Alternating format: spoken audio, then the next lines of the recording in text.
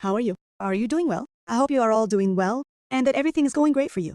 In this story, I won't ask you to try and identify the criminal from the very first minute. I will ask something much harder of you. Try to discover where the truth was hidden. Because the strange thing about this case is that the truth wasn't hidden from view. On the contrary, it was right in front of the investigators from the start. That's why, as I tell you this story, try not to focus just on the events. Focus on the details too. Because you will discover why this case is different from others. I am Saida, and welcome to the world of Moroccan cases. If you are ready, stay with me, and don't go anywhere. One day that was like any other, in a region near the city of Agadir. 3 people were on their way to work. They were used to leaving their homes early in the morning, around 8 o'clock, passing through beside a wasteland, and they keep walking and walking. Then later they reach the road. They stand by that road and take a taxi. While on that path, they found a girl lying there dead. These people stood up and went to report it to the police, saying that they were heading to work that morning, and they found a girl lying there dead. The police came with them to that area. Indeed, they would find a murder scene. A young woman between 22 and 24 years old at most. She had several stab wounds on her chest and all over her body. She was killed in a very gruesome way. The police here notified the public prosecutor's office. It didn't take long before the forensic investigation team arrived. According to the inspection report, she appears to be a young woman. As we mentioned, she was dressed in regular clothes, trousers, and a shirt. At first glance, it seems that this girl was not killed in that spot. The girl was killed somewhere else, and someone carried her in some means of transport, whether a tricycle or a car, brought her there and dumped her. Also, the police noticed that the girl smelled of alcohol, meaning she was intoxicated. They searched her trouser pockets and found no document proving the victim's identity. They found nothing on her. Here, the forensic team began searching the place where the body was found to see if they could find any traces, any evidence, a hair, for example, something that would be useful to them in the search, but they would discover that the crime scene was devoid of evidence. The police only had the 3 people standing in front of them. They asked them, what do you know about this girl? These 3 guys originally come from a shanty town, meaning that between the shanty town and the place they reached to take a taxi is this wasteland where the girl was found. They come together every day, and all 3 of them hail from the same place. They say, sir, this girl, we don't know her, and we have never seen her here. Local authority official. And the news spread, one person telling another. They all came to see the body. The police asked them, do you know this girl? Or have you seen her come to this quarry with anyone? But no one recognized her. The local official says she is not from that area. This girl is not from this quarry and she doesn't live there. So where did she come from? And how did they get rid of her body? The big problem is that they didn't find any documents on her to prove her identity. Anyway, the police asked those 3 people again, did you see anything? A motorcycle? A car? They said we didn't see anything. And here at the same time, they lifted fingerprints from the victim's fingers, and they took a set of precautionary photos of her. These photos were used to help in the investigation. Anyway, the hearse arrived. The body was taken to the morgue.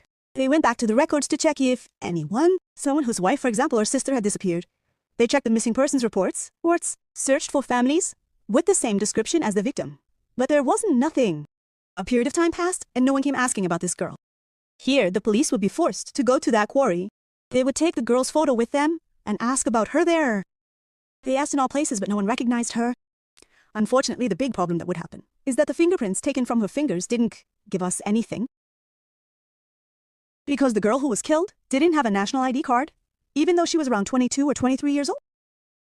Where is this girl from, and where does she live? Is she from the same city or another city, so they could identify her? If the victim's identity is not determined, it becomes difficult to solve the mystery of the crime. And here, about 2 days would pass and the police were still searching without reaching any new leads. Let's leave this girl's case here, and we will go to another place.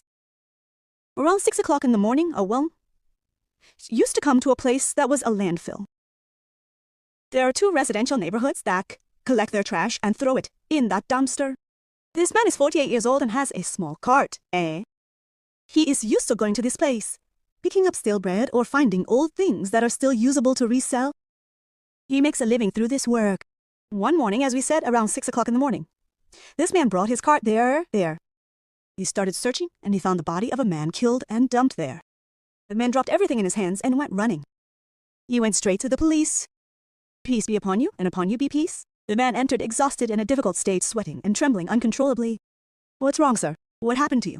He said to them, sir, I am just making a living. I have a cart I go around with. This morning I came to a place to collect some things that would be useful for me to sell, and I found the body of someone who was killed. The police heard about the case and went with him. They actually find a young man Still quite young, maybe 26 to 28 years old. I am giving you an approximate age because they don't know exactly how old he is. This young man was found dead and dumped there. The police notified their superiors, of course, and the public prosecutor's office was informed. This place saw heavy security mobilization. Forensic investigation units also arrived on the scene. As for the man with the cart, the police naturally kept him in custody. The police observed that this young man had been dead for some time. He had stab wounds in his abdomen and chest. They found dirt in his mouth, ears, hair, and even on his clothes. It looked as if he had been buried somewhere. Then his body was exhumed and dumped at this landfill. The place where he was found had no evidence or anything else. The police tried to find a document, an ID card, or anything to identify him, but they found nothing on him. His identity remained unknown. Forensic teams searched every corner, combed the entire area, and found nothing. The police only had the man who found him. He might be the culprit, perhaps he knew the victim and staged this scenario to mislead the police. This shouldn't seem strange to you, as many criminals do exactly this. They commit crimes and then go and report them themselves, as we say. They kill the victim and then join the funeral procession. They brought his cart and searched it thoroughly. They thought perhaps there would be some dirt or traces in it. But they found no dirt, they found nothing at all. Anyway, the body was taken to the morgue. The police now have a person whose identity is unknown to God alone. During this time, the police were still investigating the girl's case. The same investigators handling that case were also handling the boy's case. The girl's family still had not appeared. The police were still stuck. They would occasionally go to the shantytown to ask around. As we said, 2 days later, this boy was found murdered. The police continued to investigate the man with the cart. They deepened their interrogation of him. They went back and forth with him in conversation, but he knew nothing. It turned out he was just a person known to the local residents. Every morning, he would come to pick up whatever he found to resell it. They did what was necessary, took his name and information, and released him to go on his way. But he had to report to them whenever they needed him. Here, the forensic report for the first victim, the girl who was killed, was released. It showed that the girl was killed between 11 p.m. and 12 a.m. That was the time of the crime, but she wasn't discovered until 8 in the morning. It also states that the girl was intoxicated. She was subjected to random stabs all over her body, a stab to the heart and a stab to her abdomen, which was enough to end her life. The girl was in her 20s. That is what the coroner's report gave us. There is nothing else. Who is this girl? God knows, she remains unidentified. We will return here to the second victim, who is the young man. This coroner's report will also be released. He was killed between 11 and 12 at night, 2 days before he was found dead. The stab wounds on this person resemble those on the girl. He was killed at the same time she was, and he was also intoxicated. The report shows that there is a great similarity in the killings, both for the girl and the boy. The police suspect that there is a link between these two crimes. Could it be the same killer? Or the same criminals? There is a very large similarity, especially that she was drunk and he was drunk. Before they died, they were both intoxicated. The police kept investigating both the first and the second crime. About a week passed since the second crime of this young man. What will happen? A woman will come, approximately 56 years old. She came with her daughter and entered the police station. Peace be upon you, and peace be upon you. We came wanting to file a missing person report for the family. The lady brought a photocopy of the national ID, and she brought the civil status records. She says, my son has been missing for over a week now. I don't know anything about him anymore. She gave them his name, surname, and all information about him. His name is Aziz. But here, through the photo she gave them, it appears from the descriptions she also gave that it is the same young man who was found murdered. And this is his family just starting to look for him. Here the police will tell them, look, we found a young man murdered, and he is currently at the morgue. You will come with us and see if it is your son or not. Anyway, this lady and her daughter went with them. The mother entered alone to see the body. After they fixed his face so it was visible, the mother saw him and recognized him. She told them, this is my son, sir. She recognized him just by the clothes they showed her first. They were the same clothes he wore when he left that first day. The woman started screaming there with her daughter. They brought them back and they will start the investigation with them. At least, the family of the second victim appeared, so the investigation will at least be easier for them. They kept investigating with them, and the mother here will tell the police. One Sunday at 8 at night, my son, sir, works as a mechanic. He fixes motorcycles, and he is known in the neighborhood. The family of this young man named Aziz lived in a popular neighborhood, a neighborhood that is crowded with residents.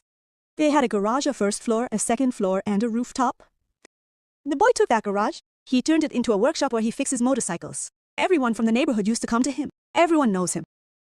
She says that on that Sunday night, he didn't work. Because every Sunday, he didn't work. He got ready and put on his perfume and wore the same clothes he was found killed in. He got on his motorcycle. He told me, I'm going out, mother. And if I don't come back, don't worry about me. I'm just going to see some friends. I'll sit with them for a while. And if it gets late, I'll probably stay the night with them. And afterward, I'll return. He left on his bike and never came back from that day on. But the man was found murdered without his bike. From then on, we went out looking for him. We searched everywhere. The police here noticed one thing, and maybe you are thinking about it now too. They asked them, how come it took over a week before you came to ask us about him? The mother says to them, we didn't want to worry him. We thought maybe he traveled or he went with some boys. We kept hoping until we lost all hope, and when he didn't appear, we finally came to you. Those were the statements from this family. That night, who did he go to? They say he went to see his friends. Who are they? His friends, God only knows, sir. We don't know them. They pulled out the picture of the girl, the victim found murdered first, and they showed it to the mother. Do you know this girl? The mother said, no, sir, I don't know her, and I've never seen her. They showed it to the sister. The second victim's sister told them, sir, I know her. This girl had blonde hair and was fair-skinned, and she gave her exact description. The sister told them, I saw my brother with this girl about 3 times, and he was always giving her a ride on his motorcycle. I saw them one day in front of the shop where he works, and I see them sometimes going down the road. Here it became clear that the first crime was related to the second, just as was suspected. Another issue for them was that the victim, Aziz, had a connection to the girl found murdered, whose identity remained unknown. No one from her family had come forward yet, and the biggest disaster was that they took her fingerprints. But they would discover that the girl hadn't yet obtained her national ID card, because they found no information about this girl in their records. And this is something we mentioned before. The police kept investigating with the family, his friends, and where does he go to hang out with them. The family didn't know anything other than this information the sister had, that she saw her brother with this girl many times. The police kept searching the place where Aziz worked. He had a young man working for him named Rafiq, who was 20 years old. They went to the shop where he worked. They found the boy who worked for him, who was managing the shop and working normally, even though his boss was missing. They approached him. Hello, come with us to the police station. Why, sir? What's going on? The world is turned upside down and you're asking us why. Your boss was found murdered. Close the shop and come with us. Indeed, the employee closed the shop and they took him with them. They began to question him. Only later would Rafiq understand that Aziz had been killed. They told him to answer only the questions asked, not to overthink and not to ramble. When was the last time you saw your boss? He told them, Saturday at 7 p.m. He paid me, sir, and I left. When he paid you, who did you leave with him at the shop? He told them he left some guys with him. How many guys were there? There were 3 guys drinking. Because when 7 p.m. hits, my boss says, all right, just go now and come back early in the morning. I leave him there with the guys drinking together. Do you know where they are? He told them he recognized them by sight, and they lived right in the neighborhood. One is named Abdullah, one Saleh, and the third is Abdel Ghani. Does your boss have any problems with anyone? Did anyone ever threaten him, for example? Did he ever tell you anything like that? He told them, I don't know if anyone threatened him, and he never told me anything. They pulled out the photo of the first female victim. He saw it and said, yes, sir, this girl's name is Nisrine. I know her because one day my boss brought her on his motorcycle, and he told her, Nisrine, stand here and wait for me, I'll be right back. That's how I remembered and knew her name. He would occasionally bring her on the motorcycle and take her away. It became clear that this girl's name was Nisrine, according to the statements of this 20-year-old boy named Rafiq. They let him go and the boy left. But whenever they needed him, as usual, they would call him back. Now, they definitely had to bring in those 3 friends of his. Indeed, they brought in all 3 of them, who lived quite close to Aziz's place. They took them in and separated them from each other. These individuals knew what had happened to Aziz. They knew that he had been killed and had passed away. The man had been buried somewhere, according to the coroner's report. He told them the man had been buried somewhere, and he remained buried for about 2 days or so. Then the culprit went, dug up the body, and brought it back to this place and dumped it. It was as if the culprit wasn't at ease, or God knows why he did that. Anyway, as we said, those 3 were separated. They went to the first one, do you know Aziz? Of course, he's my friend. I go to his shop and sit with him. As you know, Aziz drinks, and we also drink with him, sir. They went to the second and the third. It was the same story. They all said they used to drink. And they all said one thing. It's been about 2 months now that we stopped drinking with him. We asked him, where are you going? And why did you stop drinking with us? You abandoned us after being our friend, and so on. He told us, I found another place where I can be comfortable. With you guys, it's just scandal, the street and the garage. Everyone knows we drink, and my mom and sister are always checking up on us. I need to go somewhere far away. I need to get away. Where did Aziz start going? These 3 would provide another piece of information. They said he started visiting a guy named Ali. This Ali has a 3-wheeler and lives in a neighborhood nearby. He's been spending a lot of time over there lately. That's all we know. As for us, we haven't hung out with him for about 2 months. This statement was given by all three of them, so it must be true. However, they still needed to investigate them further first. They accompanied them to each of their homes. They started with the house of the first one. They searched it for any sign of a burial or a crime scene, but found nothing. They went to the second person's house and found nothing, and likewise with the third. Later, it would become clear that none of the three had any connection to the crime. Even regarding their daily schedule, they found they had solid alibis, and there was no evidence against them. They released them and they went on their way. The information the police had was that Aziz used to hang out with someone named Ali. Who is Ali? A very extensive search was launched. They kept asking until they found out that Ali lives in a neighborhood not far from Aziz's. It was the same info Aziz's friends gave. He has a three-wheeler he uses to work at the big market or the produce market carrying goods for people. Ali lives in a ground floor house. It's just that ground floor. One of those old houses that only has a ground floor and a small roof. His parents passed away a long time ago. He was left living all alone in that house. His brother lives abroad. At one point, Ali was married to a woman, but their marriage didn't last more than a short period of a month and a half, and he divorced his wife. The bad thing his wife discovered after the marriage was that Ali drinks and becomes a different person, meaning he abuses her, turning from a human into a beast. One day, he came home drunk. He grabbed his wife and gave her a brutal beating, to the point that he broke her hand. As we said, they had just gotten married not even 2 months prior. She went and reported him, got a medical certificate, and sent him to prison. He served about 2 years, then got out. During that period, his wife divorced him. Because she knew he was a mentally ill person who wasn't right, he got out. Ali was released from prison, and he went back to his old ways. He keeps drinking. He comes to the neighborhood staggering. And the people in the neighborhood know it too. He's a violent person. He's a person who isn't all there mentally, meaning he's a psychopath, not quite right. Anyway, the police went out searching for Ali. They went to the neighborhood where he lives. They went to the house and knocked. He wouldn't open for them. They didn't find his three-wheeler, so that meant he wasn't home either. It was clear he was out and hadn't returned yet. About 2 hours later, he appeared driving his three-wheeler. Peace be upon you, are you Ali? Yes, sir, I'm Ali. What is it? What's going on? They told him, give us your national ID card. He pulled out his ID card for them. The name and surname matched the person they were looking for. They told him, you are coming with us to the police station. He started arguing with them. They forced him to get in and they took him with them. As for the tricycle, they left it there. Here's where the investigation with him will begin. They asked him, do you know Aziz? He asked the police, who is Aziz? What do you mean, who is Aziz? Aziz, your friend, the one you drink with, that's enough. You denied him too quickly. He told them, I don't know this man, and I have nothing to do with him. They said to him, don't you take your tricycle to get fixed at his shop? We did our research and found out that you get it fixed at Aziz's. Ali stood up and said to them, oh, Aziz, I remember him. Is it Aziz the cyclist? Forgive me, sir, it's just that I don't know his name. I only call him the cyclist. Fine, no problem. These past 2 months, didn't you hang out with him? Ali said to them, no, sir, I didn't hang out with him. I actually have no relationship with him other than work. He fixes my tricycle and I pay him. Are you sure? He said to them, I'm sure. All right, you are coming with us to the house where you live. We want to search it. He did indeed take them to his house. They went in and searched, checking the kitchen, the bedrooms, and the living room. They entered one room and found traces on the floor, meaning it was clear. Something had been buried there. It was shaped like a grave. The tiles in this room reached a certain point, and there he found cement in a long, rectangular shape.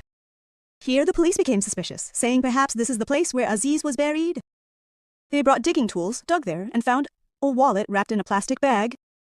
When they opened it, they found some documents belonging to Aziz, among them his motorcycle papers. This was the first piece of evidence. Ali will be arrested. They caught him and knew he was the one who committed this crime. But was he the one who also committed the crime against the girl? That is something we will know through his confessions.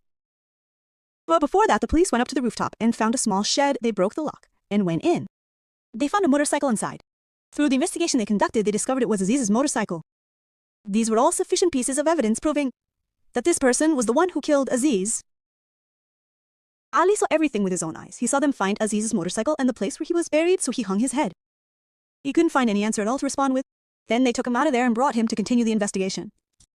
He will confess immediately, because there is nowhere for him to deny everything in front of him. But wait, the case will not end here. Because even though Ali confessed to the crime he committed, we still have the unresolved crime of Nisrine, who had a relationship with Aziz. And other things that will shock you, which were unexpected and which you will find out about later. Ali told them, indeed, I am the one who killed Aziz, and even that girl Nisrine, I am the one who killed her. I killed them both. Here, he will tell them the full details of the crime he committed. How did both of these crimes happen? He told them, I was married to a girl, and our marriage didn't last long. We divorced. The reason for the divorce was that I had beaten my wife and injured her. And for that reason, I went to prison for about a period of 2 years. He got out of prison and spent about 5 years outside of jail. He told them here is where I met this girl who is Nisrine. And according to what he will tell them, she was from the Atlas regions. From then on, she kept coming to him and he didn't know anything about her. He didn't know her parents or her family other than the city she came from, according to what she told him. Whether that was true or a lie, God knows. The police would ask him, where is the place you met her for the first time? He told them, I used to go to drink at a bar and I met her there. She started coming to my house to party. She and I would party and drink until I met Aziz. How did Ali meet Aziz? When Ali's triple tool would break down, he would go to his shop or always get it fixed by him. And he knew through the talk they had that Aziz also drank. Ali also wanted to exploit Aziz since he saw he was doing well and had his own shop, so he would buy the alcohol and Ali would drink for free. One day Ali came to Aziz and said to him, are you drinking in the shop? Huh? Your friends are there, you're drinking in the neighborhood in front of people, in front of your mother and in front of your sister. Why don't you come with me? I have a house, and there is a girl with me. You will like it. When Aziz heard this, he followed Ali. They started going to buy alcohol and drinking every day at Ali's house. That is how Aziz would see Nisrine. What we don't even know ourselves is whether her name is really what she gave them, or if she has another name. Even the family of this girl will not appear in the picture at all. He comes to Ali's house and they spend their time just drinking. One day they drank a lot, and it got to a certain time of night. Then Aziz said to him, we still need to drink, this isn't enough for us. Here's the money, go and get us some bottles. Ali told them, I went out to run the errand. About an hour and a half or so, he went searching for alcohol for them until he found it. When he returned, he caught Aziz with Nisrine in a compromising position. He told them I acted normally, I didn't show them anything. But I held a grudge against them both, and I considered it as if Nisrine was cheating on him, and Aziz also betrayed him with the girl in his house. They told him I pretended like I didn't see or hear anything. We spent that night as usual. Things passed peacefully. We kept meeting every night to drink. But I was full of hatred for them, waiting for the right chance to finish them both.